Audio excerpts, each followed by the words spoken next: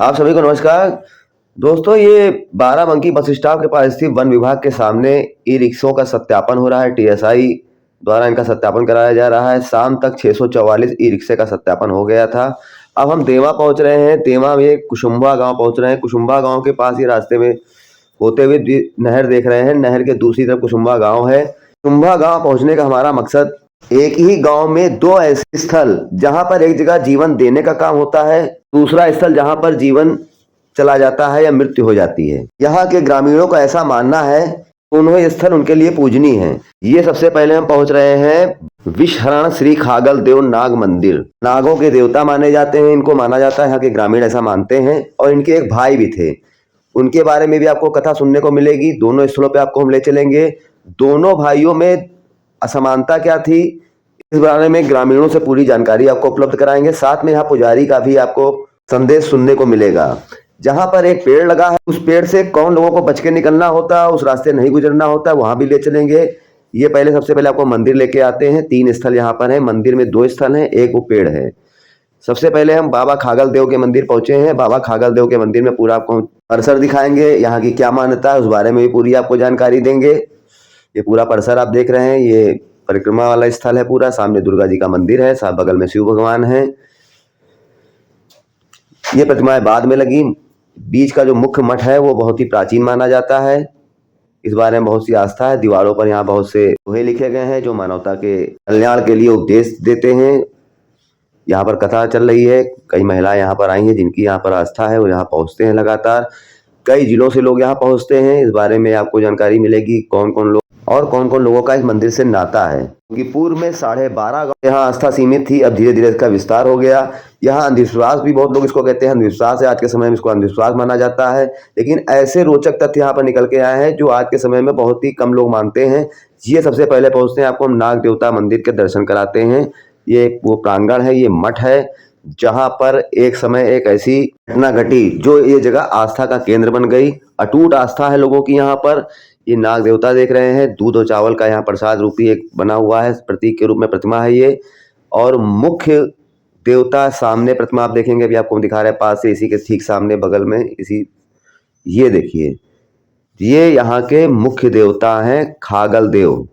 इनकी यहाँ पर पूजा अर्चना होती है। बाद में यहाँ लोग प्रसाद चढ़ाते हैं, उसके बाद अपने घर ले जाते हैं। लेकिन इनको प्रसाद चढ़ाने के बाद प्रसाद कहाँ देना है वो भी आपको हम बताएंगे। पीछे की तरफ ले चलेंगे जहाँ पर एक छोटा सा मंदिर बना हुआ है, वहाँ पर 4 पत्थर हैं। 4 पत्थर कैसे हैं इस बारे में भी आपको पूरी जानकारी मिलेगी। उनका भी अपना बहुत बड़ा महत्व है। उन पत्थरों को भी जाकर वहाँ पर प्रसाद चढ़ाना पड़ता है। यहाँ से चढ़ा हुआ प्रसाद वहाँ चढ़ाया जाता है, उसके बाद अपने घर ले जाया जाता है। यहाँ से प्रसाद चढ़ाने के बाद अगर वहाँ प्रसाद नहीं चढ़ाया गया, मनोकामना नहीं पूरी होती, फल नहीं मिलता है। ये पूरा प्रांगण आपको हम मटका दिखा रहे हैं, परिसर है पूरा, यहाँ पे कई देवी देवता हैं।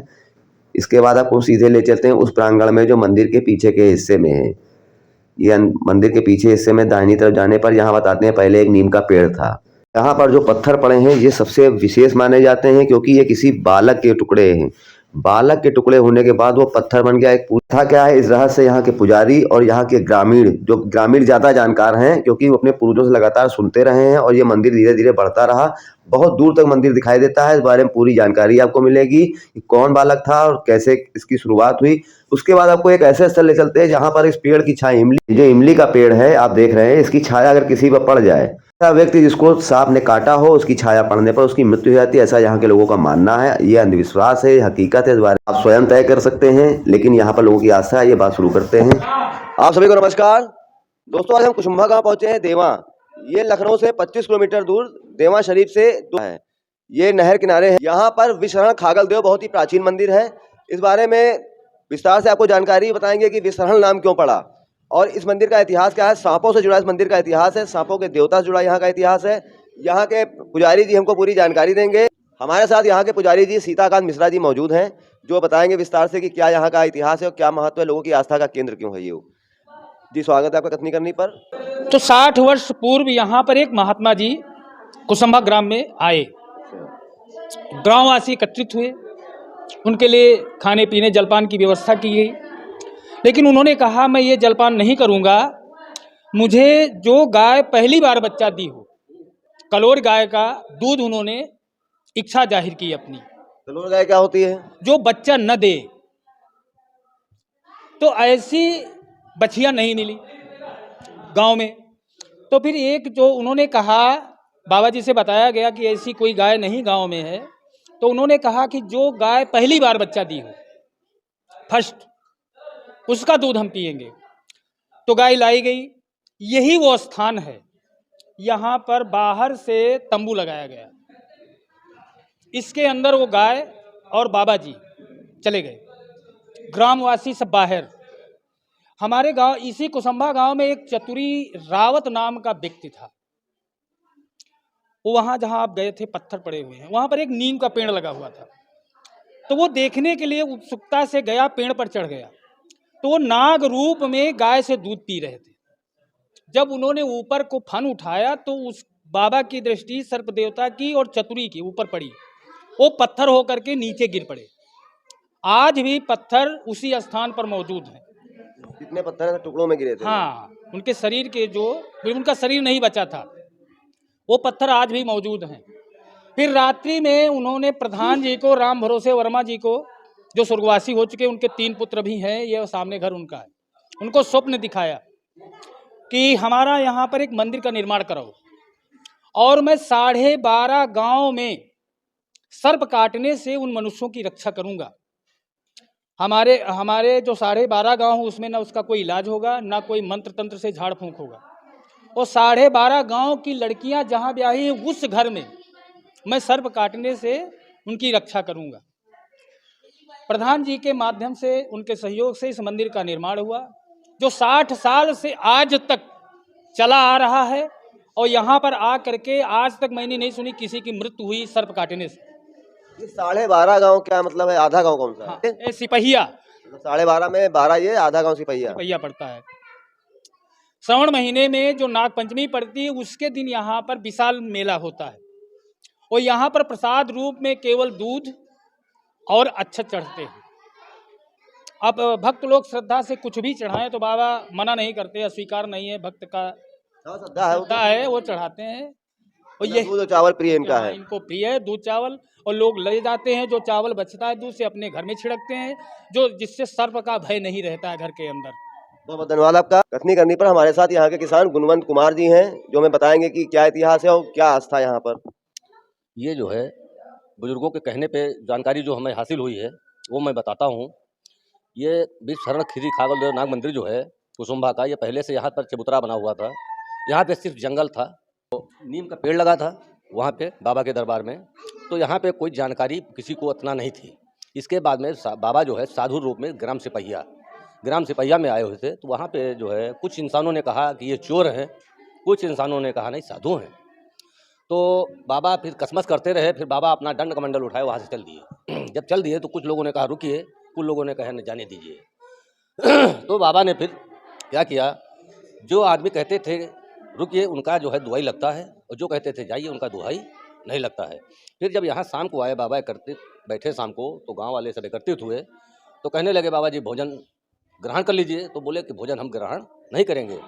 फिर सुबह अपना लगन के साथ में जो है, जो भक्त लोग अपना चाहे जितनी जल्दी उतना जल्दी बनाकर लेकर आ गए अपने अपना उद्धार करने के लिए। तो बाबा बोले कि ये हमारा भोजन नहीं है। तो कहीं क्या है, मैं कहीं बोले मैं कलोर गाय का ही दूध पीऊँगा। तो वो बछिया आई। कलोर गाय मतलब क्या होता है? गाय होती है जो न बियानी हो और न सहानी हो, वो सांड के पास भी नहीं गई हो, उस गाय का दूध पिएंगे। तो जब बछिया लेकर आए तो बोले कि बाबा इसके कुछ है नहीं, इसके हम कैसे लगाऊंगा। तो कहे ना ऐसा है, कलोर कोई चीज़ बर्तन लाइए कोरा, जिसमें कोई यूज ना हुआ हो। तो एक मिट्टी का नांदा जिसको बोलते हैं हम लोग देहाती में, तो वो लाया गया, उनके नीचे रखा गया। फिर बाबा ने उसके पीठ पे हाथ रख दिया, वो आयन बनाकर खड़ी होकर दूध गिरने लगा। तो बाबा जी से बोला गया कि बाबा जी दूध तैयार है, पी लीजिए। तो बाबा बोले कि यहाँ हम सबके सामने नहीं पिएंगे, हम एकांत में पिएंगे, अकेले में। तो अपना लाकर वो है बाबा के चबूतरे पे नीम के पास रख दिया गया। जब रख दिया गया तो बाबा बोले कि आड़ कर दीजिए तब हम दूध पिएंगे। तो आदमी पहले 5 मीटर की और ताहमा लुंगी सब बांधते थे, सब चारों तरफ से कांटों में अर्जा दिए। बाबा आड़ में हो गए।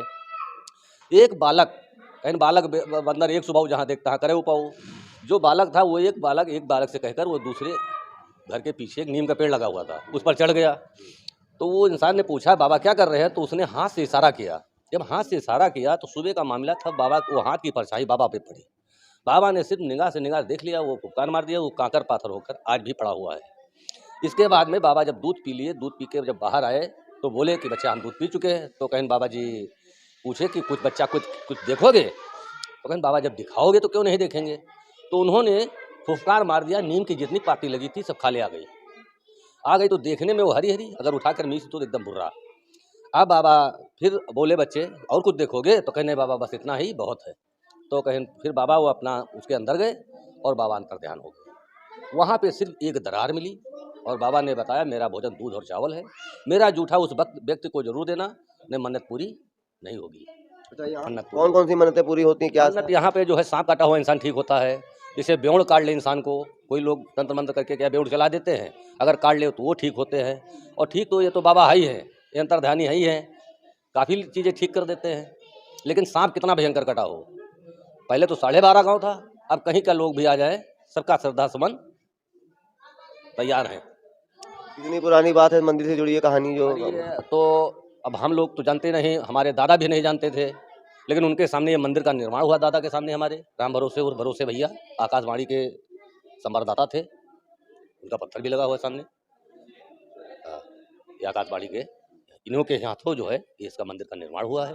पहले इन ब्राह्मण जो थे जिनसे बात कर रहे थे, पहले इनका कब्जा था, फिर उनको हटाया गया, फिर गाँव वालों ने अपने हाथ में बागडोर लिया। बागडोर लेने के बाद में इतना विशाल मंदिर गाँव वालों ने कमेटी बना के खड़ा कर दूर तक दिखता है। सबके भी सहयोग से, सबका सम्मान, सब कुछ है।